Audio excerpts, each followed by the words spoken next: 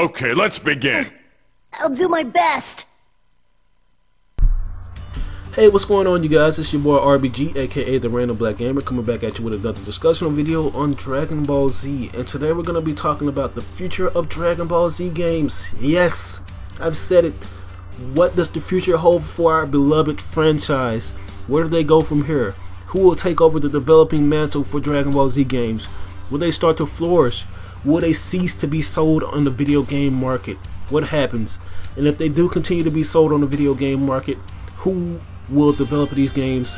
How will they transition over to the next gen consoles, being the PS4 and the Xbox 720? How will they fare up? Dragon Ball Z games have always been an intuitive and inspiring and also a very innovative way to play your video games, because you already see these characters in the anime do shit that we've never seen up in any other action anime, like fly around, do punches that leave craters in the ground, smash each other's face in, go off to different planets and stuff and fight all these different specimens. All that wrapped into one makes Dragon Ball Z a creative masterpiece and also very inspirational and moving. And Dragon Ball Z has always been like this source for inspiration to any other future anime that involves fighting, like a battle type anime and also like action paced anime. It's always been like the template or the set of inspiration that people go by. Like Masashi Kishimoto, I'm pretty sure that he was highly inspired by Dragon Ball Z, because you can tell by the character's outward appearances, like Naruto, how he kind of looks like a Super Saiyan form of Goku, and kind of how he resembles Goku with his different colors on his outfit, like on his tracksuit with the orange and blue, or how he has the black and orange. You can kind of tell that that's highly inspired off the visual presentation of Goku, and also how they go about doing their chakra charges, how they charge their chakras up. Kind of how the characters up in Dragon Ball Z charge their ki up in the Dragon Ball Z series when they power up and they do these ki boosts and stuff like that, and you kind of see these different auras. You kind of see that it plays a big role in how the characters went on up in Naruto to do their chakra boost, how they would charge them up and they'll sit still and you'll see like this chakra kind of flare out of their body and exude out of them. You can tell that that plays a huge inspiration. And I think that, you know, Dragon Ball Z, being a action like genre that it is, being like an action anime, it could do so much in terms of video game gameplay, and it can also be better than what we've seen in the anime. They could do wonders. And what better development team to do this than CyberConnect 2? The people behind CyberConnect 2 do a good job with their Naruto games, and they also do things that make the events up in the video games look better than the events up in the anime. It's almost like they take their own ideas on what they would want to see up in the Naruto anime and make it even more epic. Like the scene up in the Teen 7 reunion, like when Naruto and Sakura were trying to retrieve the bell from Kakashi, and how they were able to give their own iteration on what they would want to see happen with more action instead of just being all whimsical and goofy. They were able to give us destructive environments, and they transitioned from fighting into platforming, where you would have to do evasive maneuvers and try to evade different attacks by Kakashi. That was an interesting concept, and the boss battles always look fluid and they always have intuitive gameplay to them, and that's one of the things that makes CyberConnect 2 unique.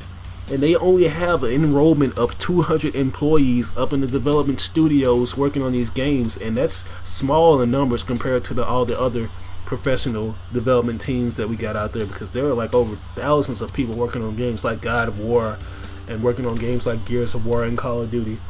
And these guys right here are pretty much like the definitive team, like one of the best go-to teams when it comes to like anime style and action style gameplay. These are the go-to guys, and these are the guys that I would want to contribute their ideas to making a perfect Dragon Ball Z game.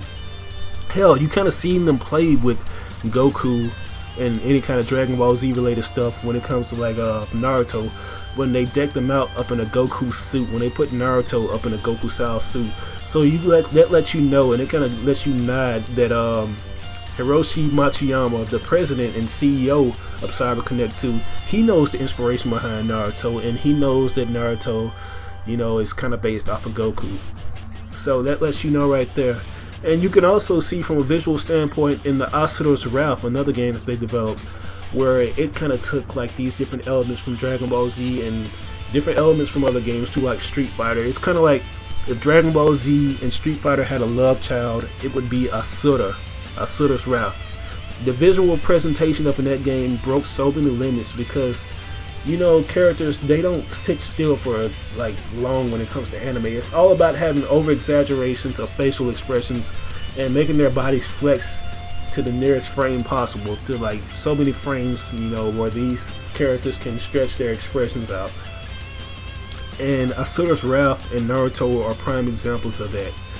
Now when it comes to Dragon Ball Z, we want to see a lot. We want to see characters that we've never seen before. We want to see a big roster like we have up in the animated series, filled with filler characters and characters that are canonical. We want to see characters, non-canonical characters like the Otherworld tournament characters like Olibu and Pycon. We want to see those characters. We want to see destructive environments. We want to see lava surface up from the ground, and we also want to see the characters interact with the environments more and how they will interact with the craters in the ground and stuff.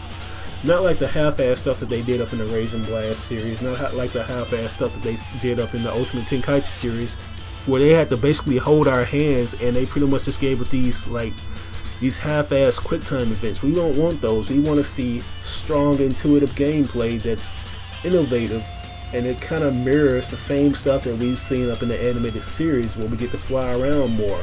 Give us a bigger sandbox environment to fly around more, to fly around the different islands if we wanted to, like up in the Dragon Ball Z series where you get to fly around the different islands. We want to see that, and who could deliver that better than CyberConnect 2?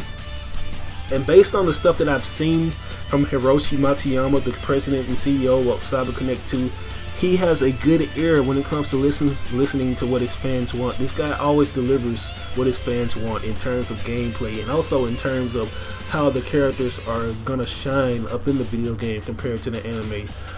And you know, he's always on Twitter and he's always taking in as much information as he can for the next installments of Naruto games.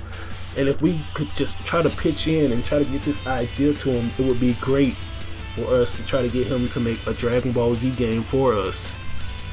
Because it seems like that's the only way we're going to get a better presentation of Dragon Ball Z, a better and different gaming experience of Dragon Ball Z. You know, they could have the destructible environments and everything and give us giant boss battles. Something that Ultimate Tenkaichi tried to implement in the game, but it didn't do so good because they were trying to take the craft and trying to give us like a cookie cutter style of how Naruto Storm does it, but they could not deliver in a manner that CyberConnect 2 could.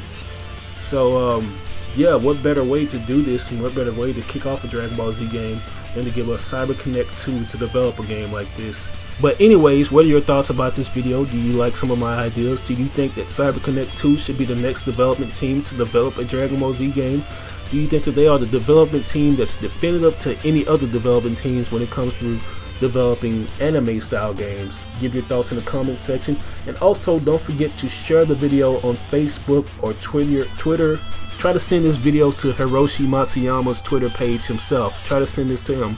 Let's get this guy to make us a Dragon Ball Z game. And also don't forget to thumbs up or thumbs down the video. It can be a thumbs up or thumbs down. If you like the video, thumbs it up. Anyways, it's your boy RBG, aka the Random Black Gamer. I will catch you guys later. Peace out.